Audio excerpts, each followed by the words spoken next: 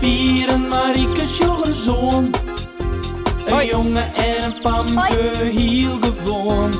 Wat je thuis op boeten door. Binnen krijgt leek als een oor. Maar toch had ze me klaar. Ja, heel speciaal. Fratsen, elke rooi, kom maar mooi. Fratsen, elke rooi, kom maar mooi. De beurs. Op een middag na squaltijd binnen Pier en Marieke ontbotsjen als Pier zijn mem haar ropt. Pier en Marieke, kom hier eens. Wil je hem even voor mij naar de bakker? Jawel. We hebben geen ballen meer. Hel je maar een hele tarwe en een pakje breien. Zo, hier is mijn beurs, neem die maar even mee en goed erom denken, hè, want daar zit nogal wat in. Ja, best. Kies mij, Marieke. Oké. De bakker is een paar stritten verderop. Ze mat nogal een uitje rennen, maar dat vinden de bijen net slim.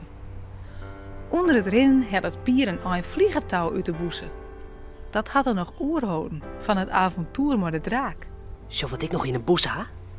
Touw. Hé, dat is eens voor meer. Wat woest er mij?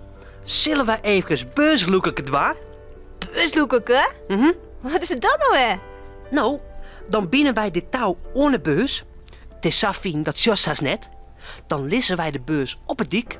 Wij verskoeljen us. En als er dan iemand die beurs shot en hem opkrijgen zil, dan loeken wij gauw aan het touwtje en dan kunnen de beurs net pakken. Kis leidje. Ja, hé, leuk. Maar waar moeten wij us dan verskoeljen? Nou, zo daar. Achter die hagen, dat is een mooi plakje. Het touw keer mooi onder de hagen terug. Geen die dat shot. Ja, tost het mij de beurs voor je mem? Ja, zo. Het touw kan je mooi om het klepje. Maar er zit geld in. Dat bloed er wel in zitten en een oor kreeg hem tot net te pakken. Mijn lege beurs is net spannend. Ga nou maar vast achter die hagen zitten, dan jouw ik die het touw aan onder de hagen terug. Ik zal eerst de beurs op het dik lezen. Ja maar, zo valt er wel op. Kom maar met het touw. Ja, ik had. Kom gauw. Achter de hagen. Daar in de vierde komt een fiets rond. Hé?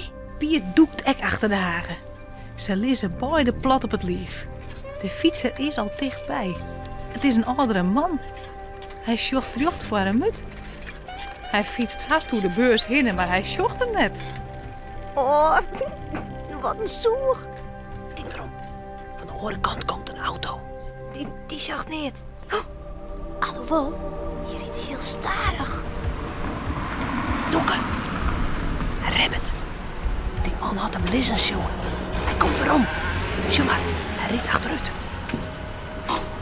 Hij shot naar de beurs. Stil jij. Loeke Pier. No, Loeke. Hij pakt hem. Doe dan. Hé, doe dan. Ik loek al tutten. Maar het touw is losgegaan. Hier, ik had hier het touw al terug de hagen. Maar de beurs zette hem erom. Hé, meneer. Stop. Oh, Dat is uw bus. wacht je. Oh. Stop. Stop. Oh shit, dat jij dus net.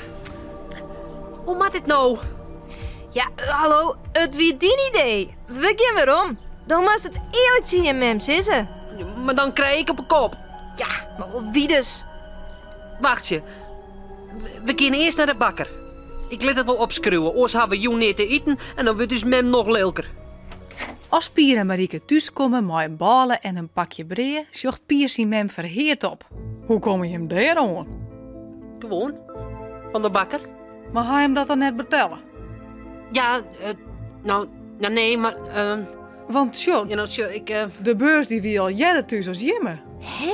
En er meest niet uit dat. Maar hoe komt mem op die beurs? Nou, dat zik die zezen. Je stappen niet eens krijg een auto. En er kwam een man uit en die bracht me de beurs. Hij hier op straat te lezen, jongenshouder. Ja, gelukkig stier mijn naam en adres erin dat hij vreeg had ik hem verlen hier. Nou, ik zei ik er net, maar dan moeten de band hem verlen ha. Ah, hij hier geen band, jongenshouder. Maar de beurs wie werd de plak. En nou jim gelukkig gek. Ik zie het al hoe je hem in. Horus? Ja, hoe je hem. Wat hij hem trouwens een smarrige knibbels. dat wie... Ga je hem op een groenlijn of zo? Om die beurs. Huh?